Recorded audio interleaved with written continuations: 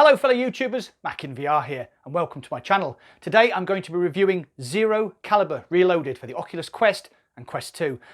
And I'm going to tell you why I don't think you should buy it. Let's get straight into it then, and remember, we're born to respawn.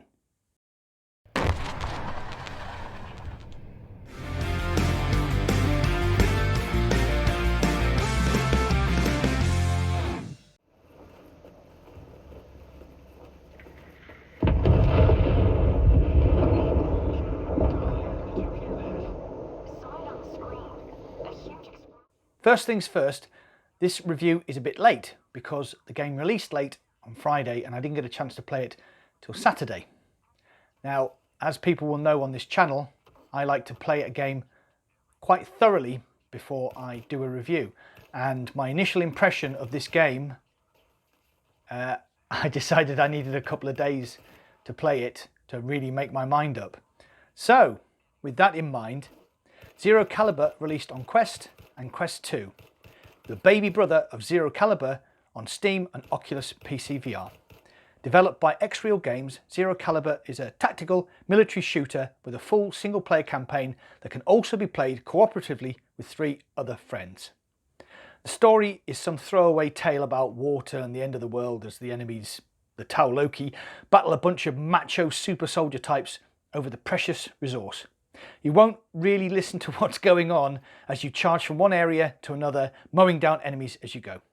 So far, so generic FPS shooter. Now, I've had the PC version since it launched into early access in 2018. On PC, the game is a fun, solid shooter with great gun mechanics, even if the story is a bit bland. In fact, the best bit about Zero Caliber is the fun gun mechanics and the almost infinite ways you can modify your guns. Play the campaign, level up and earn money, then spend the money on upgrades for your favourite weapons. Grips, stocks, lasers, torches, extended mags, sights, red dots and even some funky skins.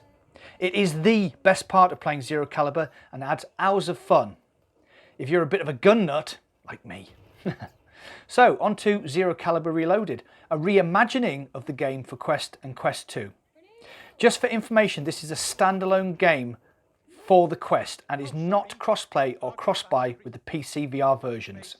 I'm going to talk about 4 aspects of this game, and they are graphics, sound, gameplay and online co-op. So graphics first. Well, they're awful. No hiding the fact, as soon as I fired up the game I thought, what the bloody hell? These graphics are the worst I've seen in a AAA game. The outdoor scenery is bare bones. The gun models are terrible. This is an M16 from Onward. This is the Scar H from Zero Caliber Reloaded. I mean, please. And don't get me started on the trees. I mean, look at them. Look at them. Trying to snipe at long distance is nigh on impossible as well. The enemies just melt into the background. The gun flash when you fire is a flat 2D graphic, as are the grenade explosions and mortar bombs. Things do improve when you get inside, however though, interior detail in buildings is, well, laughable. The whole thing is laughable. When Coatsink released Onward onto Quest, the game was universally panned for having bad graphics. But Zero Caliber Reloaded? Not a peep, which I find really odd.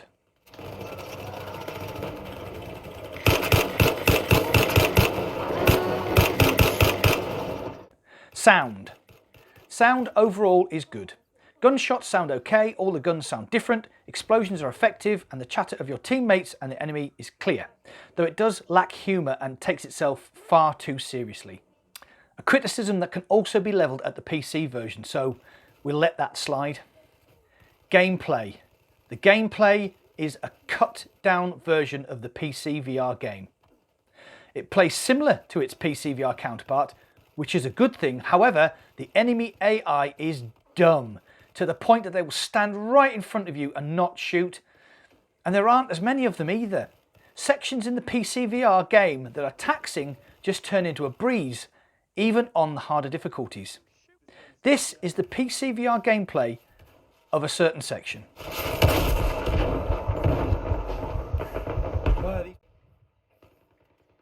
And this is the same section on the Quest. It's just not acceptable. Oh, and unlike its PCR version, enemies rarely drop guns with any attachments on them, so no stripping them down to upgrade your own stuff. So onto Zero Caliber Reloaded's strongest point, its online multiplayer co-op, which works seamlessly and is probably where everyone will spend most of their time. When played with randoms, it can be annoying due to all the little kids, but fire it up with 3 friends and it does become much more fun. But is that enough to save the game? No, not at all. Laughable graphics, cut back gameplay and, oh, nearly forgot to mention the armory. This is the PC VR armory, all guns and gadgets laid open in a big candy store of gun loveliness. I spent hours setting up my guns, checking out the unlocks and shooting down the range. This is the Quest version, drab, dull and boring. Another disappointment. I was supposed to be streaming Zero Caliber Reloaded at the weekend, check out the live stream here, but was so disappointed with my initial impression that we just played the PC VR version instead. So can I recommend this game? No. What can they do to save it? Firstly, a high-res overhaul for the Quest 2 version. The number of Quest 2s now outweighs the original Quest by some substantial margin, so get that done.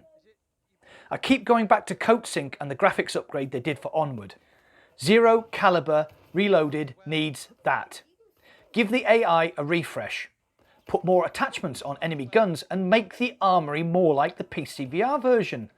Until then, I'm sorry, I'd give it a miss. And it's retailing it in the UK for $21.99, which is expensive for a half-baked game.